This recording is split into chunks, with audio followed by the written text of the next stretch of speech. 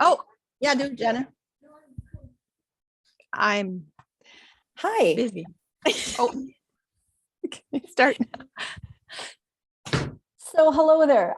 My name is Linda Vickers, and I have a guest with me here today, um, Maggie Holmes, and we're talking about moms. And Maggie, what would you like to share about your mom? Your mom is still alive, Yeah, so she's that's such 83. a gift, it's being that I don't have my mom, I miss her a lot. So I just when I hear that someone still got their mom, it's like, oh, you're so Yeah, lucky. Yeah. yeah. So I how old do is know she? that she's 83. She'll be 84 in July. Okay. Yeah. Okay. So what part of her story would you like to share with us? Well, I think I would start with when I was 6 years old, my dad died.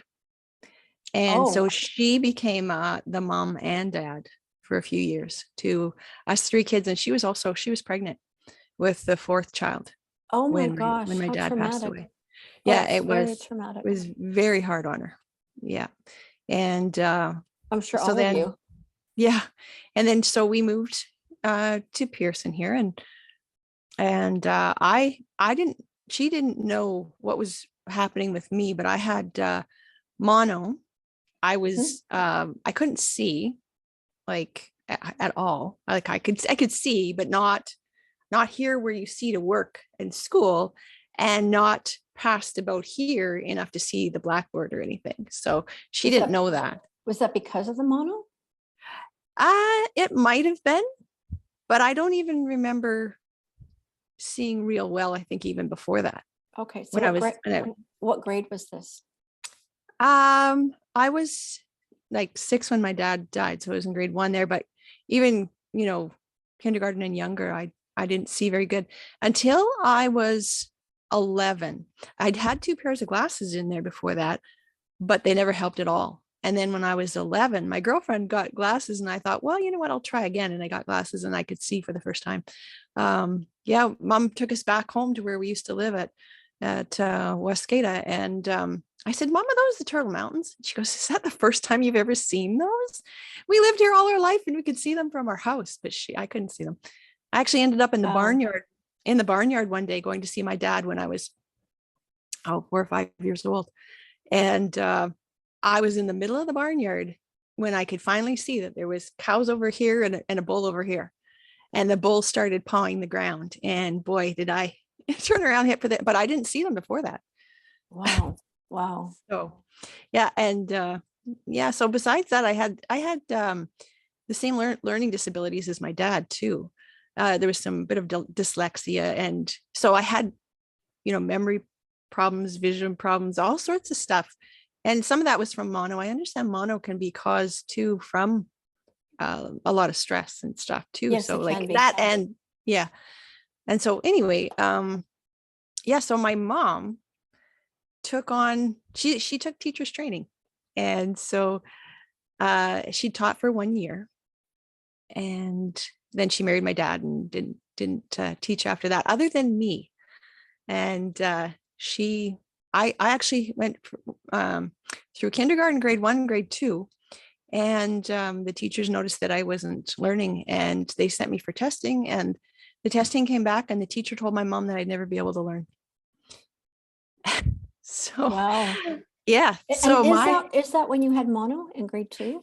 yeah, I had mono when my dad died. When he was sick and dying. And Okay. the doctor hadn't told my mom for that whole year.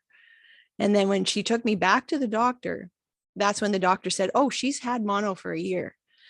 And mom said, "Well, why didn't you tell me?" And he said, "Well, because you had enough to deal with. You were, your husband was dying and you were pregnant."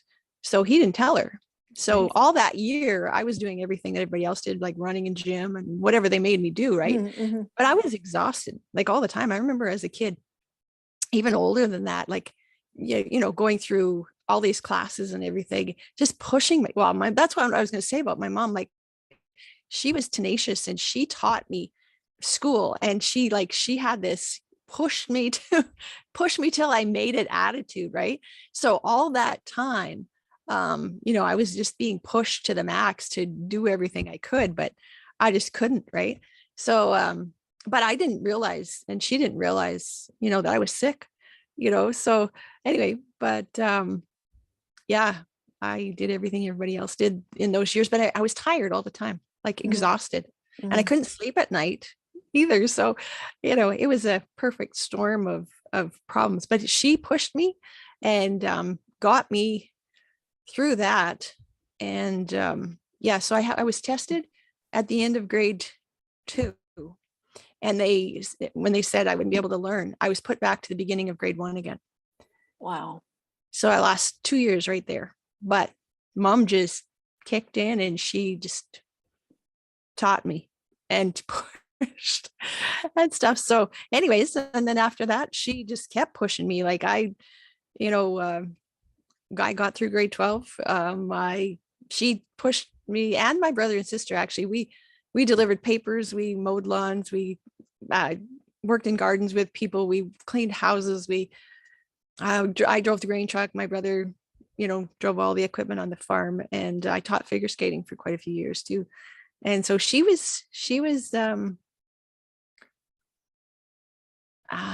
taught us how to be like really honest, respectful people, but she also taught us to work hard.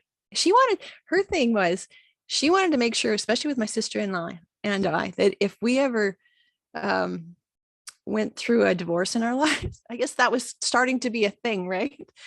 That we'd be able to take care of ourselves. And she made sure that we both got our grade 12 and that we, um, got out there and worked and stuff like that. So I Oh, did go wow. through it. I did go through a divorce. So I did appreciate, the fact that I knew I could do it, and I'd lived a year by myself. And Brandon, she made sure of that too. She didn't want me to have a roommate or anything. She said, nope, I want you to live by yourself. I want you to know Learn. that you can do this. Right. So Yeah. like, okay. So she wanted us to be independent. And she often would say with it was dad wanted this for you guys, so this is what I'm doing.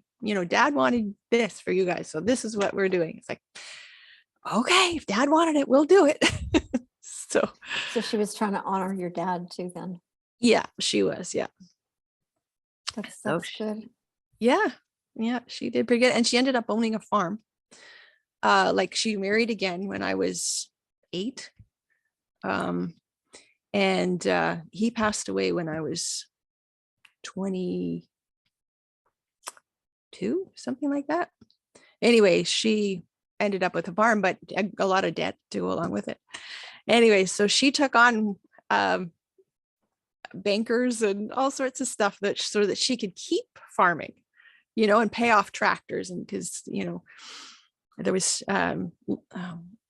when the bankers knew that my stepfather was sick, the loans were called in. She would have lost it, right? But she went, no way. I am starting a herd of cattle. So she talked to the bankers and got the loans. And so anyway, my brother and my niece are farming now because my mom did that. And so, Wow. yeah, So when the banks heard that your stepdad was sick, they yeah, called in the loans. yeah, Wow. yeah. And my mom said, no, it's not going to happen. And so she went to another bank and said, this is the deal. This is what I want to do. And yeah, and that was it. That was one time. And then another time, one of the bankers, another one here, told her, oh, you should go and just retire. She went, nope, I'm paying this off so that my family has something, and so she did it. Good for So her. She's yeah, strong. She's a strong even woman even then. yeah, even yet she takes in boarders. Like she's got a boarder right now who And she she's cooks. 83. Yep. Wow. She cooks for him and yeah, does his wash. And yeah, Oh my gosh, good for her. yeah, yeah, She's very strong and determined and independent. yes, she is. Yeah. So what has really stood out to you that she's taught you? Like in everything? Is there one particular thing? Probably that. Don't give up. Just keep going. Even if you fall apart for a little while, because I've seen that some, but get back up and keep going and, push till you make it, Mhm. because I've watched her do that over and over and over again. Wow. That's really good. And we need these life lessons. Yeah. We do. We need them from our, we don't recognize it necessarily when our parents tell us something, but when they Right. model something, that's what we notice. Yeah, that's right. Yeah. Yeah. And they're teaching us by living it. They're Yeah, so it becomes their life lesson. that's right. Yeah. Yeah. Those Yeah. are those are the powerful ones. Yeah. Yeah. That would be what I'd say that she left me with, is to be tenacious. Even like, and it's okay to fall apart for a while, but always come back up, and you'll win this thing. Just keep, Mhm. and not just take the easy way either, just go for it. She doesn't give up on what she thinks. Things are supposed to be going this way, and they take a diversion. If she wants them to go that way, she makes it happen that way.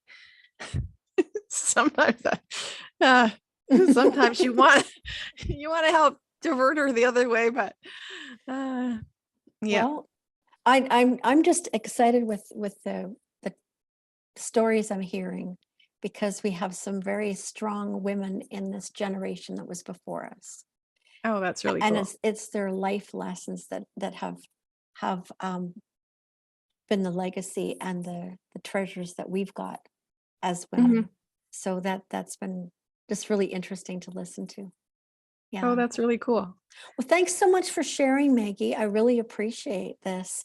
And we do want to honor our moms. This is, Mother's Day is May, so I just thought that it's a good month to just honor our moms. Yeah, perfect. So Perfect thank time you to. so much for sharing. Yeah, you're welcome. Thank you for having me. Okay, we'll talk to you again soon. Yeah, Thanks. thanks.